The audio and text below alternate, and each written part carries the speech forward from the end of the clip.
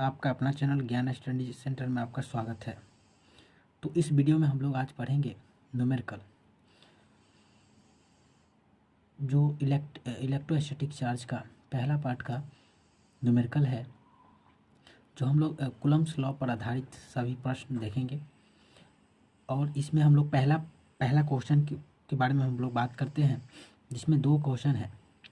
जो पहला है, electrostatic force on a small sphere of charge 0.4 microcoulomb due to another small sphere of charge minus 0.8 microcoulomb in air is 0.2 newton. यानी दो small sphere है, तो दो स्मॉल स्फीयर हम बना लेते हैं। एक स्मॉल स्फीयर ये है और एक ये है, ठीक है। एक को Q1 बोल देते हैं, एक को Q2 बोल देते हैं, ठीक है, छोटा है। अब एक का चार्ज है 0.4 माइक्रोकूलम, एक का चार्ज है माइनस 0.8 माइक्रोकूलम, इतना है। अब दोनों के बीच में एक फोर्स लग रहा है, दोनों के बीच में एक फोर्स लग रहा है। ये दोनों चार्ज कहाँ रखा हुआ है, तो हम बोलेंगे हवा में रखा हुआ है, एयर में रखा हुआ है। अब इस पे जो फोर्स लग रहा है ना, ये 0.2 न्यूटन का फोर्स लग रहा है एक दूसरे पर, ठीक है। अब इसके कारण इस पे फोर्स कितना लग रहा है, इसके कारण इस पे फोर्स कितना लग रहा है, वो तो हम देखेंगे बाद में। लेकिन सबसे पहला कि इसमें जो दिया हुआ है, यानी हम सबसे पहले देख लेते हैं कि इसमें दिया हुआ है, जो अगर हम बात करें जैसे कि एयर इज 0.2 न्यूटन, यानी due to another small sphere, यानी अनदर स्मॉल स्फीयर, यानी इसके कारण Q2 के कारण Q1 पर जो फोर्स लग रहा है, यानी क्या कह रहा है कि charge 0.2 microcoulomb due to another small sphere, another small मतलब 0.8 के कारण 0.4 पर जो फोर्स लग रहा है ना, वो कितना लग रहा है, तो हम बोल सकते हैं सॉल्यूशन किसके कारण, तो दो के कारण 1 पर जो फोर्स लग रहा है, दो के कारण 1 पर जो फोर्स लग रहा है 0.2 न्यूटन का फोर्स लग रहा है, ठीक है। अब सबसे पहले एक बात हम दिखा देते हैं। ये एयर में रखा हुआ है दोनों स्मॉल स्फीयर, लेकिन इस पे एक अट्रैक्टिव फील हो रहा है। कैसे, एक माइनस में चार्ज है, एक प्लस में चार्ज है, तो क्या होगा, अट्रैक्टिव फील होगा। क्योंकि इसके कारण इस पे जो फोर्स लग रहा है ना, ये इधर की ओर फोर्स लग रहा है, तो इसलिए हम इसको क्या लिखते हैं 1-2।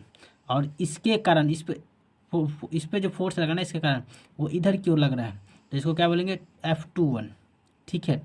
अब इसके बीच में कितना डिस्टेंस तो दिया नहीं है, इसको मान लेते हैं R, तो R भी निकालना पड़ेगा सेकंड वाला के लिए। सबसे पहले हम निकालेंगे, सॉरी फर्स्ट वाले के लिए R निकाल, what is the distance between the two sphere, दो स्फीयर के बीच में कितना डिस्टेंस है, ये R का वैल्यू निकालना पड़ेगा, ठीक है। तो R का वैल्यू हम लोग निकाल लेते हैं। सबसे पहले एक फोर्स तो दिया हुआ है, दूसरा फोर्स सेकेंड में निकालने के लिए बोल रहा है, तो हम निकाल लेंगे। तो पहला ये Q1 बराबर कितना दिया हुआ है, तो Q1 बराबर 0.4 माइक्रोकूलम दिया हुआ है, ठीक है। अब इसको कूलम में बदल लेते, 0.4 इंटू 10⁻⁻6 कूलम।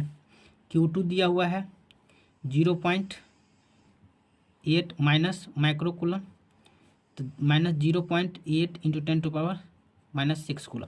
देखिए यहाँ पर माइनस दिया हो, तो ये इसलिए हम बोल रहे हैं कि यहाँ अट्रैक्टिव फील करवा रहा है। ये सिर्फ आप जब अप्लाई करेंगे ना, तो इस पे माइनस नहीं देना, क्योंकि मोड लगाते हैं तो क्या हो जाता है, माइनस खत्म हो जाता है, पॉजिटिव आ जाता है। तो इसलिए हम पहला लेंगे और कूलम्स लॉ से, अकॉर्डिंग टू कूलम्स लॉ,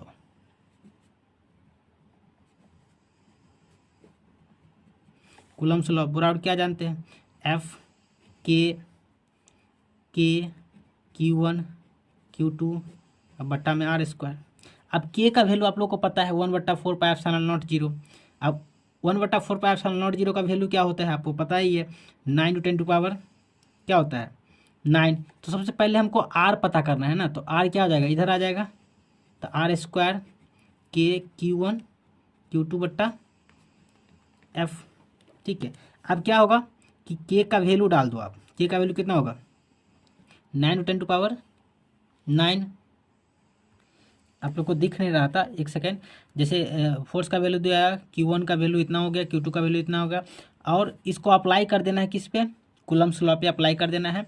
तो हम एवोगाड्रो फार्मूला क्या होता है, K Q2 हमको निकालना आर, क्या है आर निकालना है, यहाँ पर नहीं डिस्टेंस निकालना है। तो क्या हो जाएगा, इतना वैल्यू हो जाएगा। तो अब के का वैल्यू क्या होता है, 9 × 10⁻⁹। Q1 का वैल्यू डाल दो 0.4 × 10⁻⁻⁶। Q2 का वैल्यू डाल दो 0.8 × 10⁻⁻6। अब हमें बोले हैं अभी कि यहाँ पर माइनस नहीं लेना है, क्योंकि मोड आता ही खत्म हो जाता है। तो क्या हो जाएगा, अब एफ बराबर क्या हो जाएगा, 0.2 न्यूटन। ठीक है, इतना हो गया। अब देखो यहाँ पे R² बराबर, अब क्या हो जाएगा, अब देखो जो मल्टीप्लिकेशन कर दो, अब यहाँ पर क्या हो जाएगा, देखो यहाँ पर सबसे पहले हम लोग क्या करते हैं कि इसको पावर को क्या कर देते हैं, मल्टीप्लिकेशन कर देते हैं। तो -6 क्या हो जाएगा, 12, और 9 क्या हो जाएगा, कट जाएगा, तो क्या हो जाएगा, -3 रह जाएगा। अब गुना में देखो, अगर इसको हम उड़ाते हैं यहाँ से तो ये उड़ जाएगा, और इसको पॉइंट से उड़ा देंगे एगो। अब यहाँ से ये उड़ा तो नीचे 10 आ जाएगा। ठीक है, अब देखो 2 दूना कितना होगा, 4 कट जाएगा। ठीक है, कट गया। अब क्या बच जाएगा, 10 है यहाँ, चाहे इसको कर लो, 9 दूना 18, 18 अट्ठे 108, 18 अट्ठे 144, सॉरी 18 अट्ठे 144, और ये ऊपर जाएगा तो 10 के पावर -1 कितना हो जाएगा, 144 गुने 10 के पावर -4, ये R²। अब R बड़ा हम डालेंगे तो क्या हो जाएगा, √अंडर। ठीक है, अब इसको क्या कर दो कि निकाल दो, 12 का वर्ग हो जाएगा, और ये 10 के पावर -2 आ जाएगा। ठीक है ना, इतना सेंटीमीटर आएगा, क्या आ जाएगा, सेंटीमीटर। अब ये मीटर आ जाएगा। अब इसको मीटर में बदल, ऐसे भी लिख सकते हो, इतना भी आंसर हो जाएगा। और ये 12/100 क्या हो जाएगा, 0.12 मीटर। ठीक है, ये तो निकल गया, आपका डिस्टेंस निकल गया। क्या निकल गया, ये डिस्टेंस, ये आपका डिस्टेंस निकल गया। अब हम लोग निकालते हैं, आप फोर्स निकालने के लिए बोल रहा है, अब फोर्स निकालने के लिए बोल रहा है, क्योंकि यहाँ दिया हुआ है, क्या दिया हुआ है, एफ, इस पर जो फोर्स लग रहा है 2 के कारण, इस पर फोर्स जो लग रहा है 1 2 इतना लग रहा है। अब बोल रहा है कि what is the force on the second sphere due to the first, यानी फर्स्ट के कारण जो Q2 पर लग रहा है ना फोर्स F21, ये कितना होगा, ये बात कर रहा है। ठीक है, तो अब सीधी सी बात है कि फोर्स कितना होगा, नहीं तो यहाँ पे एक दूसरे का अपोजिट फोर्स लग रहा है, ये इधर की ओर लग रहा है, ये इधर की ओर लगा रहा है, तो अब फोर्स लगेगा कितना, स्वाभाविक सी बात है कि सेम फोर्स लगेगा। सेम फोर्स यानी मैग्नीट्यूड सेम ही होगा, लेकिन इसका डायरेक्शन क्या हो जाएगा, अपोजिट डायरेक्शन हो जाएगा, फोर्स तो बदलेगा नहीं। ठीक है, बात समझ में आ रही कि नहीं आ रही, क्योंकि चार्ज अलग अलग है चलेगा, लेकिन डिस्टेंस तो दोनों इतना सेंटीमीटर पर, इतना मीटर पर डिस्टेंस पर दोनों स्फीयर है, तो फोर्स यहाँ पर बदलता नहीं है, क्या हो जाता है, एक दूसरे का अपोजिट हो जाता है।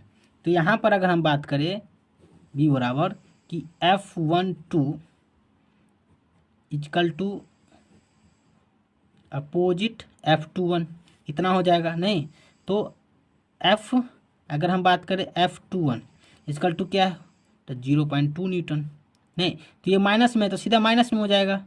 ठीक है, बात समझ में आ रहा है, तो ये आपका आंसर हो जाएगा। ओके, समझ में आया, थैंक यू सो मच।